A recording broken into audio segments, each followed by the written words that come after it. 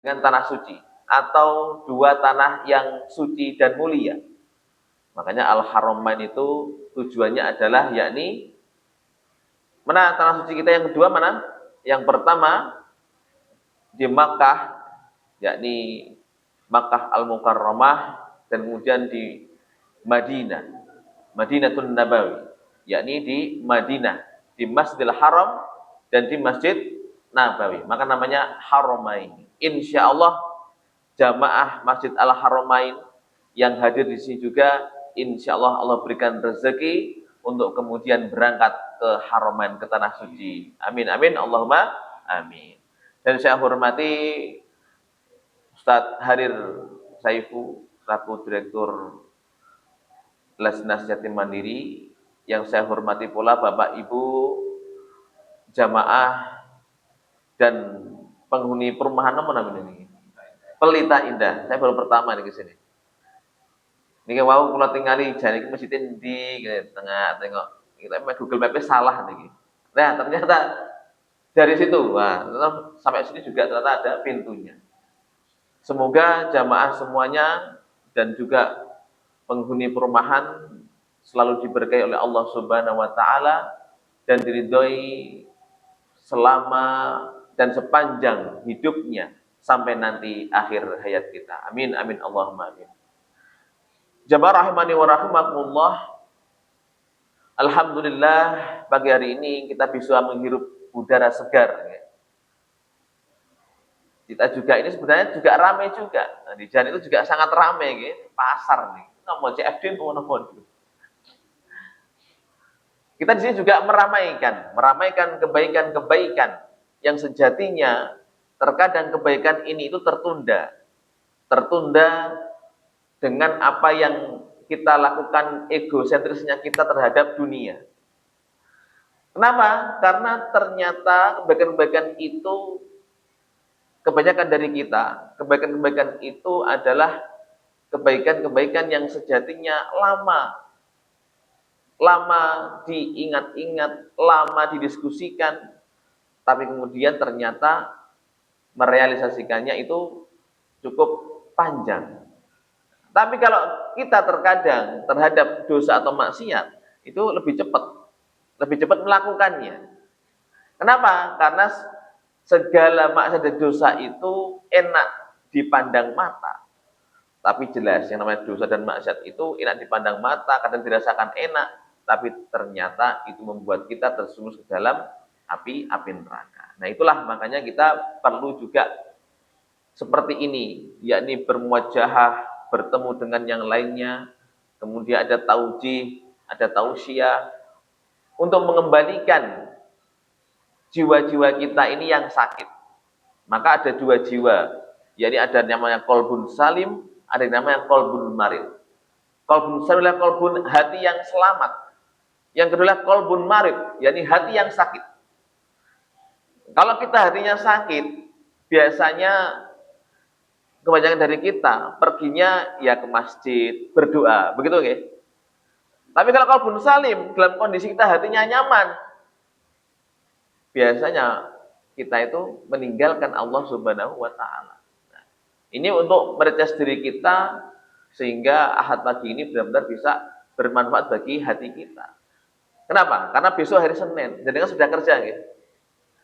Kalau orang-orang itu sekarang itu di media sosial dimanapun, sekarang hari Senin. Mari kita bekerja kembali untuk mendapatkan yang terbaik dari versi kita.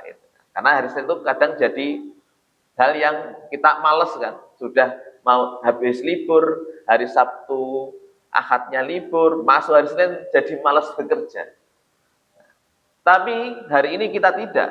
Justru dengan hari Ahad yang barokah ini menunjukkan kepada kita bahwa kita ini untuk meretres, untuk mengecas kembali kolbun kita, agar nanti ketika hari Senin dan hari-hari selanjutnya Allah berikan karunia yang lebih dan lebih lagi dari hari-hari yang sebelumnya. Nah, inilah makanya kita perlu untuk kemudian meretres diri kita untuk selalu taat pada Allah Subhanahu wa taala. Karena yang jelas kehidupan dunia ini tidak hanya kita pikirkan secara pribadi, sendiri. Karena kita juga butuh orang lain. Kenapa butuh orang lain? Kenapa kira-kira Bapak Ibu? Kira-kira kenapa jenengan butuh orang lain? Yang paling utama apa? Ada yang memandikan jenengan dan juga mengkafani jenengan dan juga mengantarkan jenengan kemana? Ke makamnya jenengan. Nah, kalau kita sudah jauh dari tetangga, tidak akur sama saudara, tidak akur, setiap hari gelut, setiap hari, bahasa kasarnya pisu-pisuan, setiap hari tidak akur sampai akhir hayatnya, maka siapa yang akan dan mengantarkan kita ini ke tempat peristirahatan terakhir? Kalau bukan saudara-saudara kita, kalau bukan tetangga-tetangga kita. Karena ada seseorang yang kemudian dijengkeli oleh banyak orang. Kemudian wis lek mati pan budal dewi. Bisa atau enggak? Jenengan kalau meninggal berangkat sendiri. Kalau sekarang bisa naik motor, naik sepeda, naik mobil bisa. Atau naik ambulan, disetir sendiri bisa. Tapi nanti kalau sudah meninggal tidak bisa. Maka itu perlunya kita berhubungan jadi hablum minallah dan hablum minannas, yakni berhubungan dengan Allah, ibadah-ibadah kita, amal-amal soleh kita, dan juga hablum minannas, yakni kebaikan-kebaikan yang kita lakukan. Meskipun kita disakiti, maka tetaplah untuk terus mengutarakan dan melakukan kebaikan-kebaikan. Karena bisa jadi itu menjadi berat timbangannya di sisi Allah Subhanahu wa Ta'ala. Salam dan salam terlimpahkan kepada baginda Nabiullah Muhammad sallallahu alaihi wasallam. Kalau kita mendengar kata Rasulullah, qaul-qaulnya Rasulullah, hadis-hadisnya Rasulullah, maka kita akan merasakan bagaimana ya ketika dulu Rasulullah itu berhadapan dengan para sahabat. Bagaimana sahabat dulu ketika mendengarkan Rasulullah berbicara yang sangat berkesan. Dan tentunya itu menunjukkan bahwa Rasulullah Muhammad SAW adalah makhluk Allah, hamba Allah yang mulia.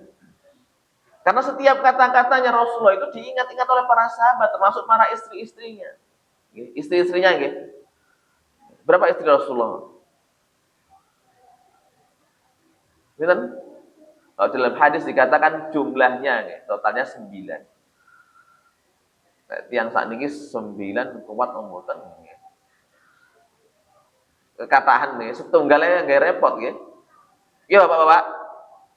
Bapak menang yang penting ngemas seneni. Rasulullah bersama para istrinya, bersama para sahabat, sampai kemudian didengarkan. Sampai hari ini kita banyak mendengarkan hadis-hadis dari para asatidz, para ulama, alim ulama. Itu menunjukkan kemuliaannya Rasulullah Muhammad SAW. Maka siapa yang tidak ingin bertemu dengan beliau? Siapapun, hatta ahli maksiat pun akan benar-benar ingin bertemu dengan Rasulullah. Kenapa? Karena merasa bahwasannya mungkin hari ini kondisinya lagi tidak baik, ekonomi, jiwanya, ingin mengadu kepada Rasulullah, mengadu kepada Allah Subhanahu wa Ta'ala agar diselesaikan. Tapi bagaimana jiwa-jiwa kita ini terus untuk mengutarakannya kepada Allah Subhanahu wa Ta'ala, dan tentunya kemudian bersolawat kepada Nabiullah Muhammad sallallahu alaihi wasallam. Allahumma sholli wa sallim wa barik ala nabiyina wa maulana Muhammad. Itulah kekangenan kita dengan Rasulullah. Dan semoga kita semua yang nanti di yaumul akhir di surganya Allah Subhanahu wa Ta'ala bertemu dengan beliau. Amin, amin, Allahumma amin. Bapak Ibu yang dirahmati Allah Subhanahu wa Ta'ala dan jamaah sekalian, kalau kita melihat tentang berbagai hal, terutama di bulan Muharram ini kalau jenengan melihat ini sudah berapa Muharram ini? Dulu tanggal 1 Muharram tanggal berapa? 16 Juni. Sekarang tanggal berapa? 21 Juni. Berarti sudah berapa? 16, 17, 18, 19, 20, 21. Sudah tanggal 6 Muharram 1448 Hijriah. Maka kalau kita melihat hari ini kita menikmati yang namanya kalender Hijriah. Di belakang kita menikmati kalender Hijriah itu ada sejarah. Sejarah yang luar biasa. Sejarah yang sangat pelik dan berat bagi baginda Nabiullah Muhammad SAW. Yakni peristiwa hijrahnya beliau dari mana? Dari Mekah ke Kediri. Dari Mekah ke Madinah. Ini sepanjang berapa 400 kalau nggak salah, 400 kilometer. Kalau naik bis itu paling cepat 10 jam, insya Allah. Paling cepat 6 jam. Ada yang 8 jam, 10 jam dari Mekah ke Madinah. Itu naik apa? Naik bis. Karena kalau Mekah Madinah itu jalannya lurus saja, mungkin belokan sedikit, lurus. Sejauh itu Rasulullah hijrah. Dan hijrahnya bukan pakai aspal, tapi beliau harus bersembunyi-sembunyi. Kalau jenengan melihat di media sosial, itu ada jalur di peta, di museum, di Masjid Nabawi itu ada peta perjalanan hijrahnya Rasulullah dari Mekah ke Madinah. Itu mendaki gunung, turun gunung, mendaki bukit, turun bukit. Tidak seperti sekarang yang landai pakai aspal. Yang begitu susahnya kemudian atas izin Allah Subhanahu wa taala sampai ke kota Madinah. Padahal Rasulullah itu di Mekah adalah kaumnya kaum mulia. Kaum bangsawan. Kalau sini mungkin apa nggih? Keraton nggih. Keluarga keraton, terah keraton. Rasulullah itu kaumnya kaum mulia, kaum Quraisy. Pamannya sebagai pemuka agama, kakeknya juga sebagai pemuka agama. Jadi selain keluarga Kiai dan Gus lagi. Rasulullah saat ini jenenge Gus. Terahnya terah bangsawan, pemuka agama semuanya. Bahkan paman-pamannya itu juga menjadi menjadi pemuka agama. Ada 4 paman Nabi yang dikatakan dalam kitab, ada 4 nama Nabi. Yang pertama namanya Hamzah bin Abdul Muthalib. Yang kedua Al-Abbas bin Abdul Muthalib. Yang ketiga Abu Thalib bin Abdul Muthalib. Yang keempat Abul Uzza bin Abdul Muthalib. Yang lebih kita kenal dengan namanya Abu Lahab. 4 teman Nabi itu masing-masing berbeda. Yang Hamzah dan Abbas ikut Rasulullah SAW menyebarkan dan mendukung dakwah agama Islam. Yang ketiga Abu Thalib bin Abdul Muthalib yang mendukung dakwah Nabi Muhammad, kemudian yang membentengi segala penyerangan dari mana saja kepada Islam dan Nabi Muhammad, tapi tidak masuk Islam sampai akhir hayatnya. Sampai Rasul berdoa, ya Allah Subhanahu wa taala, sampai akhir hayatnya pamanku ini tidak bersyahadat, maka ringankanlah siksaannya dan letakkannya di neraka yang paling ringan. Maka salah satu penghuni neraka yang paling ringan adalah pamannya Nabi, Abu Thalib bin Abdul Muthalib. Kemudian yang keempat adalah pamannya namanya Abul Uzza bin Abdul Muthalib yang sering kita dengar namanya Abu Lahab. Di surah Al-Lahab, tabbat yada abi lahabi wa tab ma aghna anhu maluhu wa ma kasab sayasla naran dzatal lahab wa imra'atuhu hammalatal hatab fi jidha hablum mim masad. Pamannya yang begitu membenci Rasulullah sampai apa? Sampai berusaha membunuh Rasulullah, mencelakai Rasulullah. Padahal niki pamannya sendiri. Dan jenengan wis dilarani napa istilahnya, disakiti tanggane wis muring-muring. Durung disakiti siapa? Saudaranya sendiri kandung, belum pamannya, buliknya, budenya, pakdenya. Rasulullah disakiti sendiri oleh pamannya. Nah, inilah begitu luar biasanya Rasulullah dalam mengelola dirinya. Maka kita belajar dari Rasulullah terkait kesabaran, keikhlasan, tawakal, tawadhu. Ini merupakan hal yang memang sulit, tapi juga perlunya kita berusaha untuk kemudian mengarahkan diri kita kepada Allah Subhanahu wa taala. Maka di bulan Muharram ini kita berusaha kemudian menjadikan diri kita menjadi lebih baik lagi. Karena Muharram adalah bulan yang mulia. Ada 4 bulan yang mulia selain bulan Ramadan. Yang pertama adalah Dzulqa'dah, Dzulhijjah, Muharram dan Rajab. 4 bulan inilah yang kita harus memperbanyak ilmu, memperbanyak amalan, dan mempertebal iman kita. Karena dengan kita mengetahui bulan Muharram dan yang mulia ini, semakin banyak kita melakukan kebaikan, semakin kita banyak melakukan ibadah, semakin kita mempertebal keimanan kita, maka sesungguhnya di bulan-bulan selanjutnya insya Allah kita juga berhadapan dengan hal yang sama dan semakin memperbanyak ibadah-ibadah kita.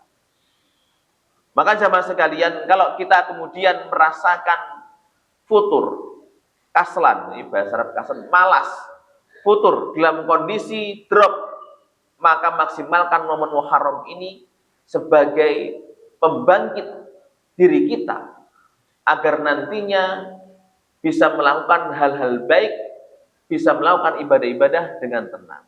Maka Rasulullah kalau sudah masuk Muharram itu di zaman dulu tidak pernah melakukan peperangan, melarang untuk melakukan peperangan. Ini juga dari budaya-budaya sebelumnya. Kenapa di bulan Muharram tidak melakukan peperangan? Karena inilah bulan mulia. Sehingga untuk memperbanyak ibadah, memperbanyak amal solih. Makanya nanti kalau sudah Muharram ini masih tanggal 6 Muharram, perbanyak ibadah kita. Terutama ibadah-ibadah mahdhub, ibadah yang wajib.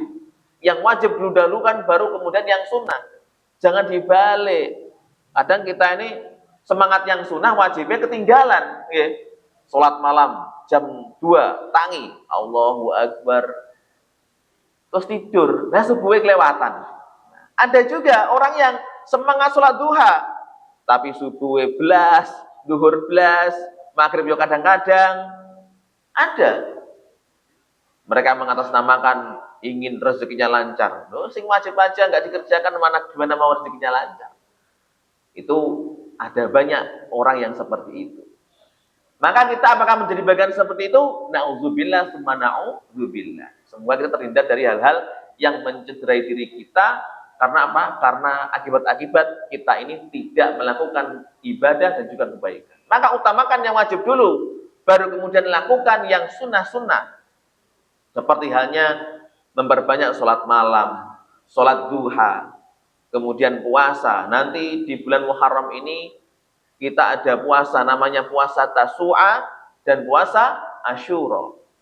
Di tanggal Tasu'a tanggal 9 Muharram, Asyura di tanggal 10 Muharram. Tasu'a bertepatan dengan 24 Juni. Insya Allah. Enggak saya. 20, kalau Asyura 10 Muharram bertepatan dengan tanggal 25 Juni 2026. Ini saya ingatkan. Untuk puasa-puasa sunnah. Tapi kalau jenengan sholat saja bolong-bolong, tidak usah puasa dulu. Diperbaiki sholatnya dulu, baru melakukan yang sunnah. Karena apa? Yang utama adalah sunnah. Sholat yang wajib, yang pertama. Yang kedua baru hal-hal yang sunnah. Nah, makanya sholat itu yang paling utama. As-sholatu imaduddin. Sholat adalah tiangnya agama. Jika sholat kita baik, maka baik pula perangai kita.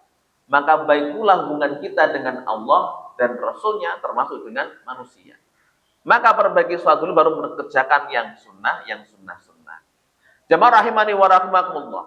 Maka momen Muharram ini kita berusaha semaksimal mungkin, termasuk menghadiri kajian-kajian, menghadiri diskusi-diskusi yang terkait dengan menumbuhkan keimanan kita. Ini juga perlu kita pupuk. Tanaman saja butuh pupuk, apalagi kita. Ya. Hewan saja butuh vitamin, apalagi kita. Hewan itu butuh vitamin nih. Dengan tahu yang namanya ayam boiler, ayam petelur, ayam potong, itu enggak hanya jenengan kasih makan aja. Agar produktif dikasih vitamin.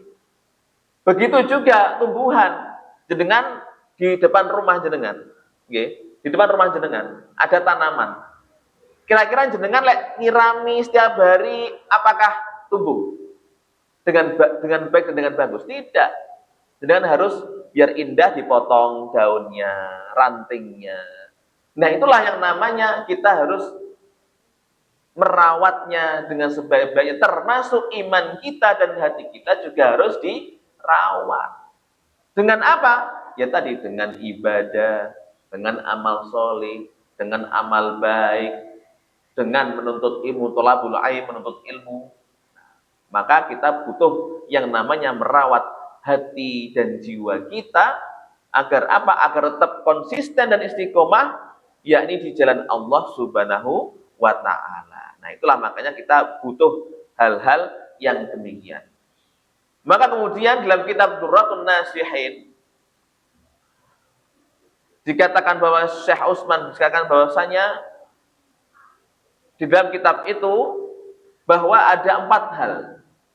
4 hal yang perlu kita lakukan agar kita di dunia ini memiliki pilar-pilar dunia.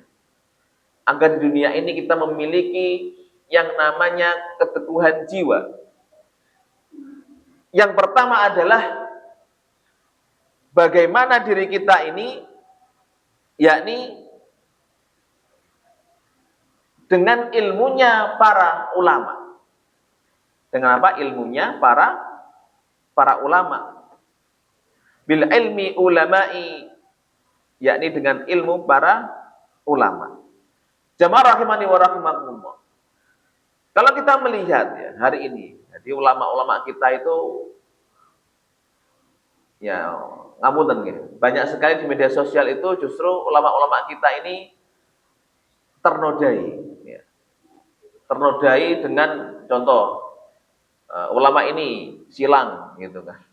Ulama ini silang, ulama ini silang, ulama ini tidak sesuai, ulama ini tidak sesuai. Nah, ini yang terkadang kita ini mungkin panjenengan juga merasa bingung, jangan iki ulama sebenarnya sing ndi gitu. Gini mboten, benar nggih? Jadi ulama yang diikuti yang seperti apa? Maka kita harus meneguhkan diri kita dan mencari tahu tentang ulama-ulama yang ingin kita ikuti. Agar apa? Agar kita bisa konsisten terhadap ulama tersebut. Sehingga tidak masuk ke dalam pikiran kita hal-hal yang buruk dan berita yang buruk dari orang lain. Nah, itulah butuh keistiqomahan. Untuk apa? Untuk perjalanan kehidupan kita. Al-ulama'u warasatul anbiya. Ulama itu adalah para pewaris Nabi. Beliau-beliau yang hafal 30 juz, bukan juz 30 loh, okay? Juz 30, kita ini juz 30 kan. Saya dengan mungkin hanya juz 30.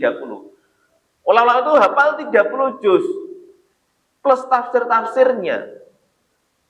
Plus kemudian puluhan ribu hadis hafal. Nah, kita ini hadis siji kadang terlalu bangga. Napa jenengan paling hafal hadis napa, Bu? Bapak Ibu? Ini nama alul biniat. Nah, ini di semua kitab ada itu.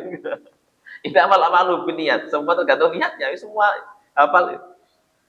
Para ulama itu banyak sekali hafal. Sehingga apa? Maka sebagai warasatul anbiya, pewaris Nabi.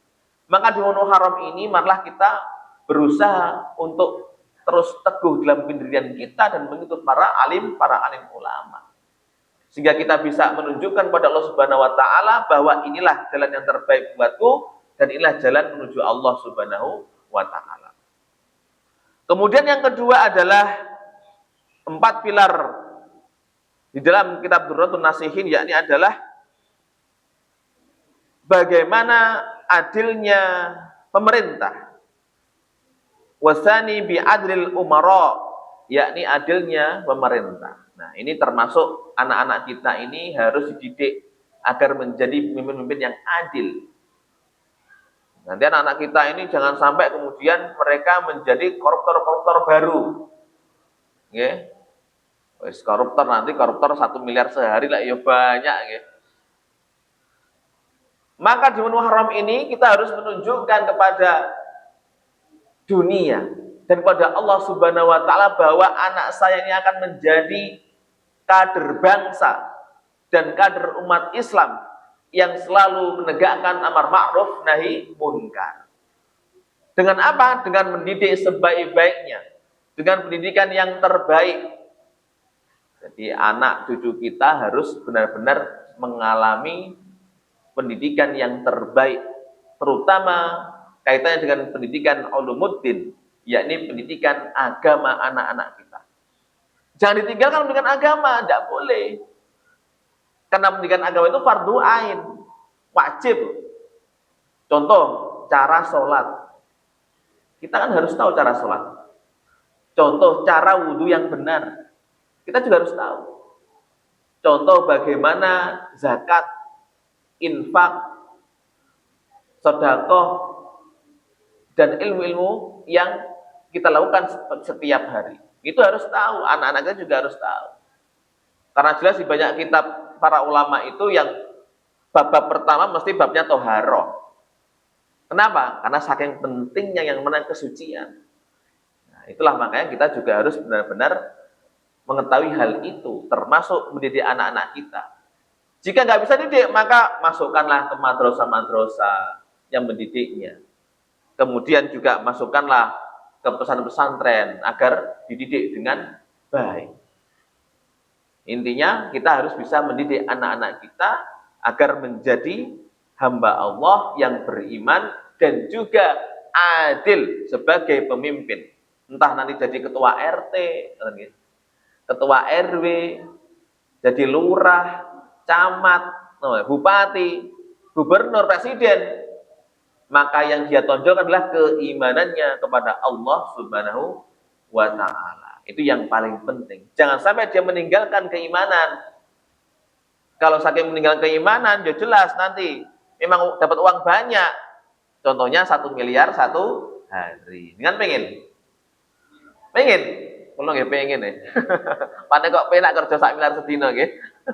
1 hari 1 miliar, kok penak jane ya.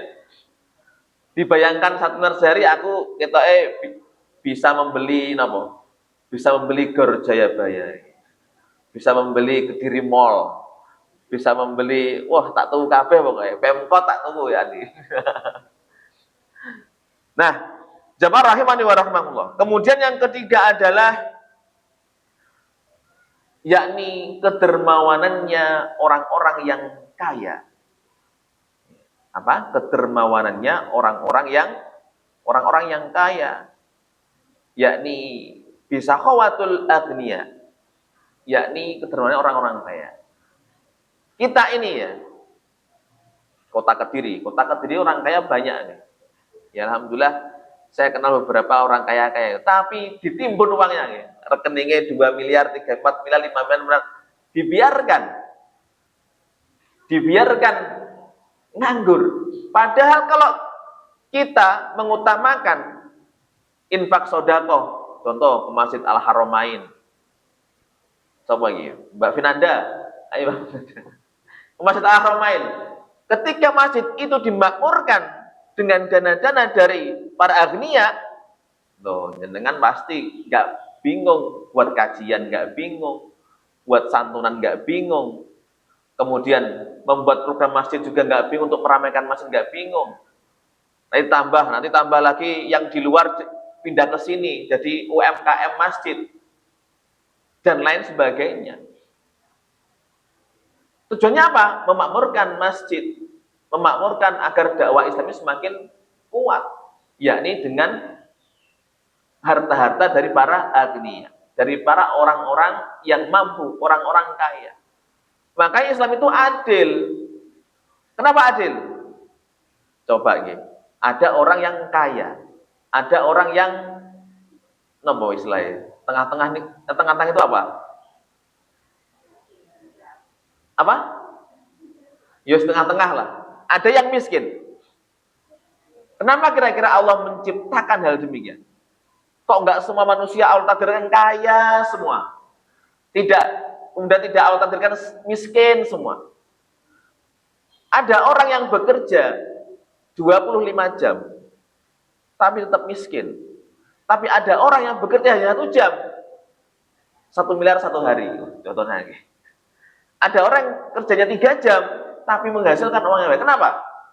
Ya itulah yang dinamakan takdirnya Allah. Makanya harus ditasarrufkan kepada yang lainnya. Termasuk harta-harta kita ini juga ada bagian dari untuk fakir miskin, untuk anak yatim.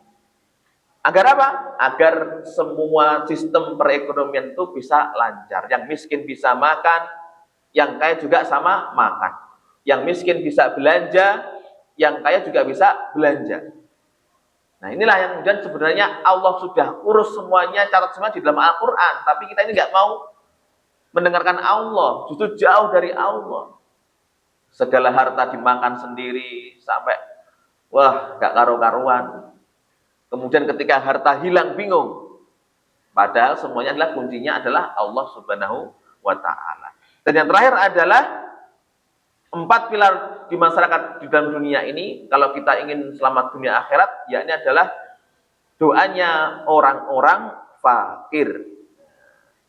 Yakni doanya orang-orang fakir. Siapakah orang-orang fakir itu? Orang-orang fakir itu adalah orang-orang yang apa kira-kira fakir itu? Ada fakir, ada miskin. Fakir ilmu. Fakir. Dikatakan dalam kitab itu bahwasanya doa orang-orang fakir itu dibutuhkan karena bisa menembus Allah Subhanahu wa Ta'ala, dan bahkan bisa diijabah oleh Allah Subhanahu wa Ta'ala. Maka kita harus banyak berderma. Nanti bisa lewat Ustadz Harir, nah, bisa lewat Masjid Al-Haramain, bisa ke ibu-ibu perumahan. Kedermawanan itulah yang kemudian memunculkan doa-doa. Makanya kalau kita santunan atau kemudian memberikan ke seseorang makan, minum, minta doa. Jangan malu minta doa. Kenapa? Semakin banyak orang-orang fakir, orang-orang miskin dan yatim yang mendoakan kita, maka semakin banyak peluang-peluang pahala kepada kita. Tidak hanya ketika diberikan itu berpahala, tapi ketika didoakan juga menjadi pahala bagi kita dan keselamatan kehidupan bagi kita. Nah inilah, makanya kalau santunan, kalau memberikan makan, memberikan infak sedekah kepada orang fakir miskin atau yatim, maka mintalah doa. Karena doanya itu tidak ada sekat, langsung tembus kepada Allah Subhanahu wa Ta'ala. Maka jamaah sekalian, kita di momen Muharram ini jelas semangat kita adalah semangat berhijrah seperti Rasulullah. Yang sebelumnya belum baik menjadi baik, yang sebelumnya baik akan lebih baik lagi di masa-masa yang akan datang. Termasuk bagiannya adalah lebih baik ibadah-ibadah kita yang mahdoh ghairu mahdoh, kemudian yang lebih baik amal-amal kita, amal soleh kita, lebih baik amal baik kita, dan lebih baik ilmu kita, sehingga kita bisa menjadikan diri kita lebih baik lagi semakin akan datang. Dan juga itu adalah tujuannya untuk Allah Subhanahu wa Ta'ala, dan menyelamatkan diri kita dari api neraka, termasuk kita berusaha untuk sukses di dunia dan akhirat. Rabbana atina fid dunya hasanah wa fil akhirati hasanah wa qina adzabannar. Itulah doa yang kita hafalkan, yang terus kita panjatkan dalam ibadah-ibadah kita, termasuk doa ketika kita zikir. Dan semoga kita semua dalam lindungan Allah Subhanahu wa Ta'ala. Demikian bisa sampaikan, semoga bermanfaat. Selanjutnya tanya jawab. Silakan yang tanya nanti saya jawab, atau silakan tanya nanti jawab sendiri juga nggak apa-apa ya.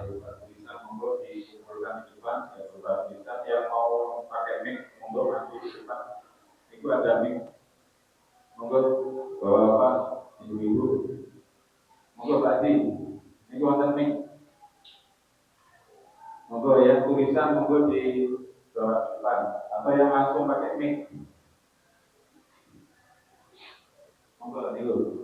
Nanti mau di Joko ya ben ya oleh itu.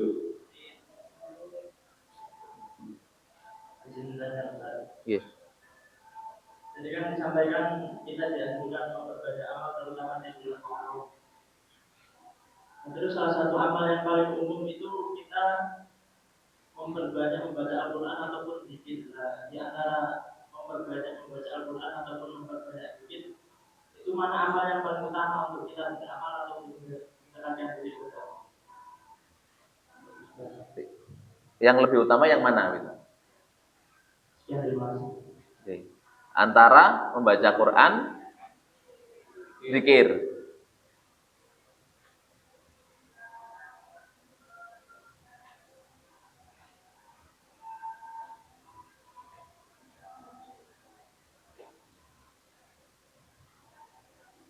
Yang lain persiapan ya. Saya kasih kesempatan ke ibu-ibu, satu atau dua orang. Ya.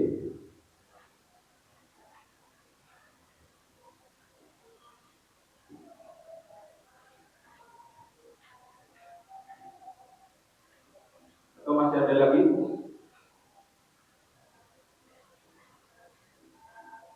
Monggo, Pandri, senyum-senyum ya. Ibu-ibu, monggo.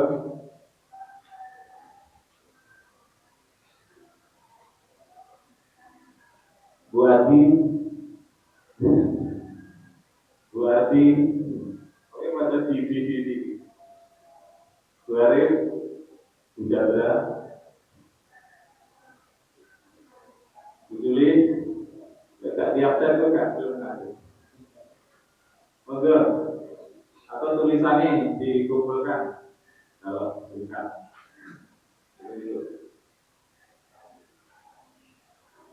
Sekaligus mungkin Bapak Ibu mau request tema. Pak, saya minta tema bulan depan tentang manajemen rumah tangga misalnya. Bisa request di pertemuan berikutnya biar temanya juga tema partisipatif dari tema gitu. Jadi dia tidak top down temanya, tapi bottom up. Mungkin ada usulan request tema dan sebagainya. Mungkin kalian bisa request tema. Dan juga insya Allah kami dari penyelenggara ini mungkin untuk fase-fase awal ini akan pusatnya ada di kawasan regional ya, kawasan Matraman. Mungkin fase-fase selanjutnya bisa dari kawasan regional. Insya Allah kalau bisa nanti Ustaz Rizky juga ya, terakhir. Jadi yang levelnya level regional sambil menunggu perkembangan jemaah di Musyawarah undang Ustaz Adi Hidayat di Kepala cuma 10 misalnya kan ya isi-isi gitu. Jadi contoh ke depan mungkin fase-fase awal ini misalnya dari kawasan Matraman, fase berikutnya mungkin dari kawasan regional, Rizky dan sebagainya misalnya. Kemudian nanti berlanjut bisa yang level Ustaz nasional. Gitu. Oke Pak Hadir. Misalnya Ustaz Pamita, Ustaz Adesoma, Ustaz kita Allah depan berhenti panjenengan akan berdoa menghadiri kajian. Ampun? Sudah nggih, enggak ada lagi ya. Ini pertanyaan pertama dan terakhir. Kalau kita melihat dari sudut pandang para ulama ya. Pertanyaan berikutnya. Oh iya. Jadi kalau kita melihat dari sudut pandang para ulama, ya, jadi para masyayikh itu juga menjelaskan bahwa di dalam Al-Musnad, ini mungkin juga pernah Imam Ahmad rahimahullah, afdal kalami ba'dal Quran. Jadi yang afdal, ya, kalam yang afdal ya, setelah membaca Al-Quran adalah jadi dengan apa? Arba'un, yakni dengan membaca subhanallah walhamdulillah wala ilaha illallah wallahu akbar. Berarti apa? Berarti yang lebih utama adalah baca Quran dulu baru kemudian zikir. Itu Itu yang paling utama. Hampir semua para ulama mengatakan demikian. Maka kalau kita melihat yang namanya Al-Quran dan zikir, karena dalam Al-Quran itu semuanya juga zikir. Dan Al-Quran itu lebih utama, kenapa? Karena adalah kalamullah, yakni kalamnya Allah Subhanahu wa Ta'ala. Maka bagi kita, contoh, kan kita tidak setiap hari bisa memegang Al-Quran. Kalau jenengan hafal Quran tidak apa-apa. Contoh, jenengan hafal trikul, setiap hari nyetir mobil, naik motor, kemudian belanja, qul huwallahu ahad, Allahu samad, lam yalid walam yulad, enggak apa-apa, enggak masalah. Di bulan ini hafal 3 itu enggak masalah. Enggak apa-apa. Tapi yang lebih utama adalah tadi, yakni membaca Al-Qur'an, menghafal Al-Qur'an, mentadaburi Al-Qur'an. Itu yang lebih utama daripada zikir-zikir seperti subhanallah, subhanallah, subhanallah, subhanallah, alhamdulillah, alhamdulillah. Yang utama adalah membaca Al-Qur'an terlebih dahulu. Tapi kalau jenengan tidak bisa baca Quran, wis tidak hafal Al-Qur'an, kira-kira saya naik sepeda motor tiwas ngerasani wong, mending zikir. Karena tidak hafal Al-Qur'an, mending zikir. Subhanallah, alhamdulillah, wa la ilaha. Inilah urutannya seperti itu. Dikatakan dalam Al-Musnad. Yakni yang utama adalah membaca Al-Qur'an terlebih dahulu, baru kemudian yang kedua adalah berzikir. Nah ini. Tapi bagi para penghafal Quran di motor pun dia sampai ngobrolnya Al-Quran, ya itu berbeda lagi. Itu seperti para ulama dan juga para sahabat ketika mereka bersama Rasulullah, itu yang di mulut mereka punya adalah Al-Quran. Al-Quran. Tapi kalau jenengan tidak hafal Quran, berarti jenengan bisa tasbih, ya. Bisa kemudian tahmid, membaca zikir. Itu oke. Urutannya seperti itu. Jadi yang utama adalah membaca Quran terlebih dahulu, baru kemudian yang kedua adalah berzikir. Baik. Cukup ya. Pertanyaan selanjutnya adalah bagaimana cara kita menghadapi orang yang bikin kita jengkel? Jadi masalahnya banyak ya kayaknya. Sabar yang seperti apa harus kita lakukan? Bolehkah kita marah atau membalasnya? Perbaiki. Jadi kita kalau masalah sabar ini, kita juga harus belajar kepada para nabi dan rasul. Jadi nabi dan rasul itu diberi ujian oleh Allah, sabarnya kalah. Kita kalah. Kalau kita sabar kadang arep ngantemi ya gitu. Tapi kalau para nabi dan rasul itu berbeda sabarnya. Karena jelas mereka beliau adalah utusan Allah Subhanahu wa Ta'ala yang mengerti tentang hikat makna kehidupan. Tapi yang utama adalah sabar itu, ya, kira-kira jenengan pakai mazhab sabar ada batasnya atau sabar tidak ada batasnya? Sabar tidak ada batasnya. Lek dibatasi, gelut. Maka sabar yang seperti apakah yang seharusnya kita lakukan? Maka sabar itu ya yang kita amanahi dari hamba Allah adalah bagaimana sabar itu ya tidak ada batasnya. Tapi seperti apakah sabar ketika kita sabar tiba-tiba dipeluk foto terus gitu. Ternyata hal demikian tidak baik buat dia, maka sabar itu sampai pada tahap kita dizolimi. Tapi itu sabar. Tapi kita dizolimi, maka barulah kita harus bersuara. Bersuaranya bagaimana? Tidak harus dengan marah-marah. Kalau marah-marah jangan nanti emosinya akan muncul, setannya metu keluar. Wes, kalau sudah marah, kan ada orang yang marahnya luar biasa sampai merah wajahnya, istilahnya sudah setan menguasainya, gak terkendali. Makanya ada yang terkadang sekadung emosi, memukul, dibacok. Nauzubillah summa nauzubillah. Maka marah kita itu bukan marah karena sangat benci, tapi justru marah sayang. Dengan apa? Dengan memberitahu bahwa yang kamu lakukan inilah keburukan. Yang kamu lakukan ini adalah sesuatu yang menzalimi orang lain.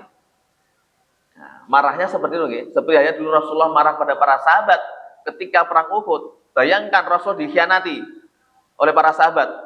Diinstruksikan, jangan boleh turun gunung. Ternyata para sahabat turun mengambil harta ghanimah, harta rampasan perang. Ternyata diserang balik sama kaum kafir Quraisy. Rasulullah marah. Tapi Rasulullah marahnya bukan karena benci, tapi karena sayangnya kepada umat Islam, sayangnya pada para sahabat. Nah, itu ya. Jadi kalau kita biasanya ya nesu-nesu karo emosi gitu kan. Tidak masalah, tapi karena sayang. Tidak boleh karena benci. Itulah yang dilakukan oleh para sahabat dan Rasulullah. Maka sabar tidak ada batasnya. Yang batasnya adalah pola komunikasi kita dengan orang yang berbuat zalim, dengan orang yang membuat jengkel kita, termasuk memberikan pengertian bahwa yang kamu lakukan adalah menzolimi orang lain, menzolimi diriku, yang kemudian kita harus sama-sama bagaimana bekerja sama agar tidak saling serang menyerang satu dengan yang lainnya. Itulah akhlak Rasulullah. Itu juga dikatakan dalam kitab akhlak, min akhlak salaf. Itu juga ada kaitannya dengan sabar. Begitu nggih? Cukup nggih? Insya Allah demikian. Sudah 1 jam pas. Semoga Allah terus melindungi kita dan semoga kita semua dalam lindungan Allah Subhanahu wa taala. Demikian bisa sampaikan, semoga bermanfaat. Aku lu qauli hada wastaghfirullahal adzim innahu wal ghafurur rahim. Wassalamualaikum warahmatullahi wabarakatuh.